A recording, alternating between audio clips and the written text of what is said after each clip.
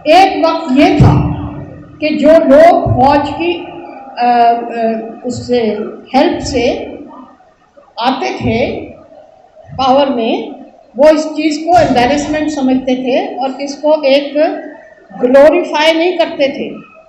आज जो शख्स अब इस वक्त हीरो बना हुआ है वो भी इसको ग्लोरीफाई करता रहा, और अभी जाने वाली हुकूमत जाते जाते उस प्राइम मिनिस्टर ने कहा मुझे फर्क नहीं पड़ता कि मुझे कोई ये समझे कि मैं प्रो इस्टेब्लिशमेंट हूँ।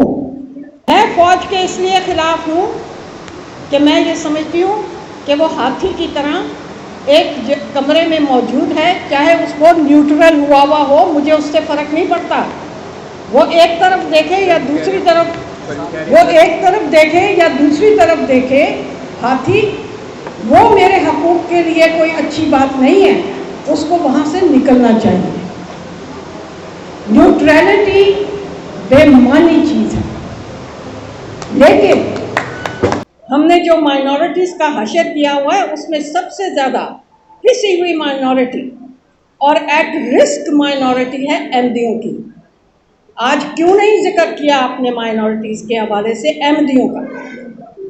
ये जो आपका बुज़दाग जिसकी आप बात कर रहे हैं उसने कम से कम अहमदियों का नाम तो लिया जड़ों में। मैं तो उसकी अभी कोई कारकर्दगी के ऊपर बात नहीं कर सकती, ना अच्छी ना बुरी। मैं तो सिर्फ इस बात पे उसको अप्रिशिएट करना चाहती हूँ। पहला प्राइम मिनिस्टर है जिसने अहमदियों का नाम लिया है माइनॉरिटीज़ के हवाले से। सुप्रीम कोर्ट में जो माइनॉरिटीज़ के मॉनिटरिंग बेंच बना हुआ है जिसने ये देखना है कि उनकी प्लेसेस ऑफ वर्शिप की बेहुरमती ना हो, उनके ग्रेवयार्ड डेसिक्रेट ना हो, उनके लोगों को एक्स्ट्रा जुडिशरी किल ना किया जाए, वहाँ भी एमडीओ का नाम नहीं आता। साकी साहब, मैंने सारी उम्र ब्लास्फेमी के केसेस किए हैं, मैंने सारी उम्र माइनॉरिटीज़ के केसेस किए हैं।